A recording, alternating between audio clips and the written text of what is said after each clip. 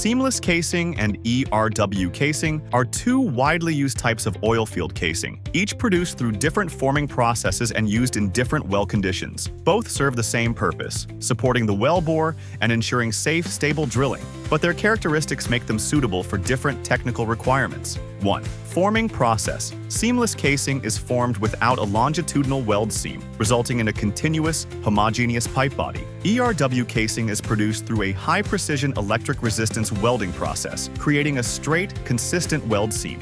2. Dimensional range. Seamless casing generally covers smaller to medium diameters, making it suitable for deeper wells or complex downhole environments. ERW casing is commonly used in medium to larger diameters, offering stable dimensional control for standard well structures. 3. Performance characteristics. Seamless casing provides excellent uniformity and is favored where higher strength consistency is required. ERW casing offers high efficiency, accurate wall thickness, and consistent geometry, making it ideal for wells with standard technical requirements.